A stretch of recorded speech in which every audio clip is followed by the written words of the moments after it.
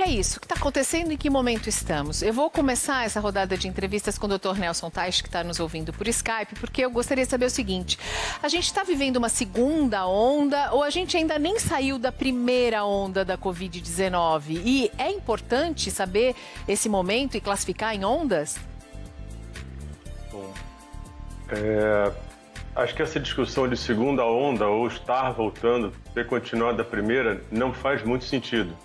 Porque você acaba saindo do foco do problema, que é o fato dos casos estarem aumentando. E eu vou colocar aqui uma coisa que eu falei na primeira vez que eu fiz uma entrevista no Ministério, quando me perguntaram quando é que isso ia acabar, o que ia acontecer, e eu falei, não sei. E não é muito fácil você falar isso de uma televisão para um país inteiro. Mas eu não sei e ninguém sabia, da mesma forma que ninguém sabe hoje. Qual é o problema prático disso? Você tem que conduzir essa situação assumindo que a incerteza é muito grande, você tem um desconhecimento enorme, e essa situação, a Covid, ela exacerba de uma forma intensa a saúde, a economia e o comportamento. E você tem que acompanhar os três, porque um também interfere no outro. Então hoje a gente continua, mais por incrível que pareça, embora a gente tenha tido alguns ganhos, alguns aprendizados, a gente continua talvez com o mesmo nível de incerteza que a gente tinha lá atrás. Você tem uma melhora do cuidado, você tem alguns detalhes que realmente melhoraram, mas o que vai acontecer, quando é que isso vai acabar? A gente tem agora uma situação diferente, que é a iminência de uma vacina, que é uma coisa que pode mudar muito, dependendo de quanto ela funcionar, mas a gente hoje continua numa situação de extrema incerteza em relação ao que vai acontecer. Isso é fato. Foi durante o seu breve período no Ministério da Saúde que o governo brasileiro fez um acordo com a Universidade de Oxford para participar dos estudos da vacina, né? É importante ter essa visão médica mais ampla. Isso foi uma oportunidade que o senhor vislumbrou lá atrás? Quem fez esse acordo fui eu. E é engraçado que naquela época eu achei que ia ter muito mais repercussão do que teve. Porque aí eu percebi como as pessoas não conseguiam entender o que era o impacto de uma vacina numa situação como essa.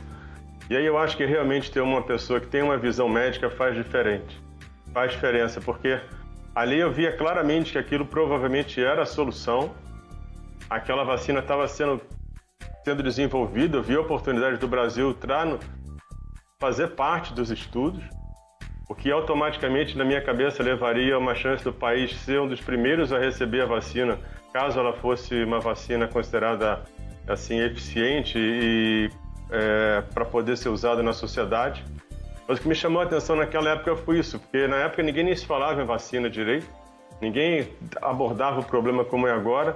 Eu consegui trazer a primeira vacina que teve para o Brasil, e aquilo teve uma repercussão pequena que eu achei em relação ao quanto aquilo poderia ajudar o país, entendeu? Aí você vê realmente como é importante alguém ter uma visão de saúde para poder enxergar o impacto do que você faz hoje no futuro, né? E hoje a gente realmente trouxe a vacina, fez o acordo, a gente hoje tem a vacina de Oxford, a gente tem o que está sendo trabalhado em São Paulo também. Eu acho que aí um comentário que eu acho fundamental é quanto a política e a polarização atrapalham. Isso é muito ruim, porque quando você lida com uma situação de muita incerteza e desconhecimento, porque a gente ainda conhece pouco da doença, assim, o que é crítico, ainda falta muita coisa para saber. Quando você tem um nível de instabilidade, de desconhecimento e principalmente de ansiedade, o gestor ele tem que tomar decisão com o que ele tem na mão. E aí o que acontece? Você pode cometer alguns erros, ou não é cometer erro, mas pode ser que você tenha que rever alguma coisa da sua conduta. Se isso que você fez é trabalhado como um erro, que é usado para criticar e para trabalhar o lado pessoal e político, até a tomada de decisão, os ajustes ficam mais difíceis, porque você tem que ter cooperação e colaboração para fazer isso. Então, nesse cenário que traz a Covid, de tanta instabilidade, tanta dificuldade, tanto desconhecimento e tanta ansiedade, não ter colaboração, não ter trabalho em equipe é muito ruim. Não ter um ambiente para poder, inclusive, tomar essas decisões com rapidez e até errar, né? É o caso.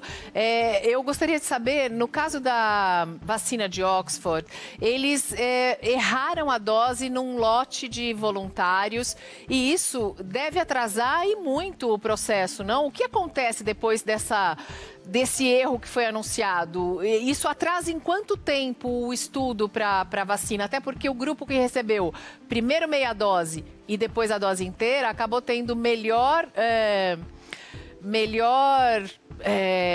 resultado do que o grupo que recebeu as 2 doses inteiras. Isso deve atrasar muito a vacina de Oxford? Isso vai atrasar porque eles vão ter que fazer um estudo complementar. Na minha opinião, isso foi muito ruim. Foi muito ruim. Porque primeiro se tentou se tratar isso como uma coisa boa.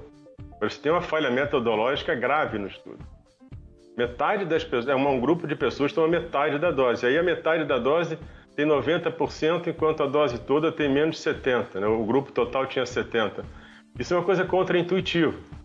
Então, aí você ainda vê alguém tentando arranjar uma explicação ou outra, mas na prática você tem que parar e arrumar isso. E você tem que fazer tem que trazer algum dado complementar para tentar entender exatamente qual é o benefício dessa vacina.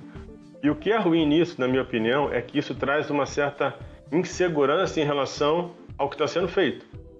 É óbvio que vai ser conduzido adequadamente, isso vai ser revisto, mas para a sociedade que hoje fica discutindo se vai tomar a vacina ou não, isso é muito ruim, porque você tem uma falha metodológica de um grupo muito forte, que é o grupo de Oxford.